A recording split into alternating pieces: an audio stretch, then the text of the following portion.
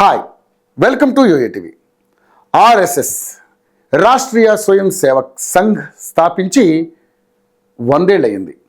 Doctor Hegde 1925లో రాష్ట్రీయ స్వయం సేవక్ సంఘ్ను నాగ్పూర్లో స్థాపించారు.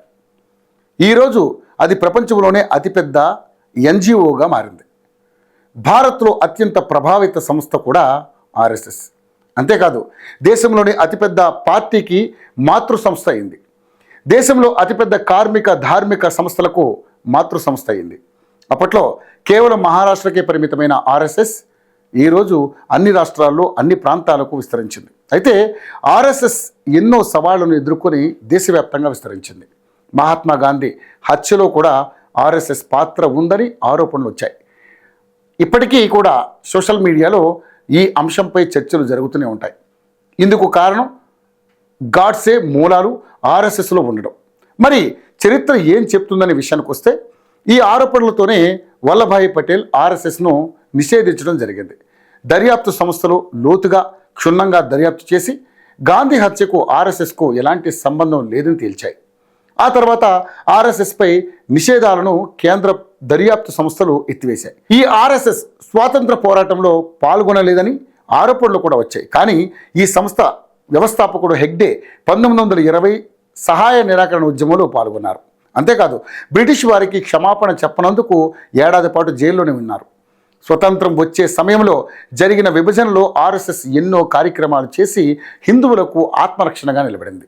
ఇక ఇప్పుడు ఆర్ఎస్ఎస్ భారత్ను హిందూ దేశంగా మార్చాలని అనుకుంటుందని ఆరోపణలు ఎదుర్కొంటుంది. అయితే హిందూ అనే పదాన్ని విస్తృతంగా చూడాలి తప్ప మత ప్రాతిపదికన చూడొద్దని, అంటే హిందూ దేశం అనే మాట మతపరంగా వాడలేదని సంస్కృతి పరంగా వాడామని ఆర్ఎస్ఎస్ చెబుతోంది. భారత్లో నివసించే వారందరూ కూడా హిందువులు అనేది ఆర్ఎస్ఎస్ చెబుతున్న మాట. ఈ సంస్థ ముస్లింలకు వ్యతిరేకమని అంటుంటారు. ఇందుకు కారణం హిందూ హక్కుల కోసం నిలబడ్డం. మత ఘర్షణలు జరిగిన సమయంలో కూడా హిందువులకు అండగా నిలబడింది. కానీ ఆర్ఎస్ఎస్కు భారతీయ ముస్లింలకు సంబంధించిన ఒక వింగ్ కూడా ఉంది. మతం ఏదైనా దేశాన్ని ప్రేమించాలని ఆర్ఎస్ఎస్ చెబుతోంది. 1946 ఎన్నికల్లో ముస్లిం లీగ్లో ఎవరికి ఓటు వేశారు నేను చెప్పడం కంటే నెట్ సెర్చ్ చేస్తే దొరుకుతుంది.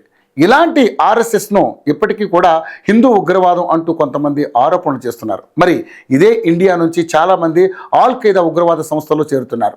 ముస్లింలు హమాస్కు మద్దతుగా నిలబడుతున్నారు. అంతేకాదు, ప్రపంచాన్ని ఇస్లామిక్గా మార్చాలని చూస్తున్నారు. ఇలాంటి వాళ్లకు ఆర్ఎస్ఎస్ వ్యతిరేకమని ఈ సంఘ్ సభ్యులు చెబుతున్నారు. దేశాన్ని ప్రేమించి మత మార్పిడులకు పాల్పడని ముస్లింలకు వ్యతిరేకం కాదని ఆర్ఎస్ఎస్ చెబుతోంది. అదే సంస్థపై ఉన్న మరో ఆరోపణ అగ్రవర్ణాల సంస్థ. ఇది ముమ్మాటికి తప్పు. ఈ రోజుల్లో చాలామంది ఆర్ఎస్ఎస్లో దేశంపై ఉన్న భక్తితో చేరుతున్నారు. అలా అనుకుంటే పేదల కోసం ఏర్పడిన పార్టీగా ఉన్న సిపిఎంలో పోలిట్ బ్యూరో అత్యున్నత నిర్ణయాత్మక సంస్థలో ఓవర్ రూలింగ్ మెజార్టీ బ్రాహ్మణులే ఉండేవాళ్ళు.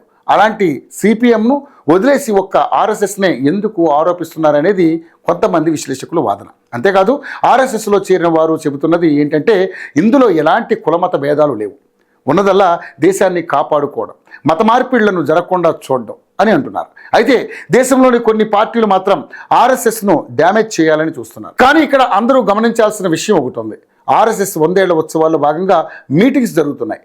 ఆ మీటింగ్స్కు పెద్ద ఎత్తున పెద్ద వాళ్ళందరూ కూడా వెళ్తున్నారు. నిజంగా ఆర్ఎస్ఎస్ ఒక తప్పుడు సంస్థ అయితే వారంతా వెళ్ళరు కదా.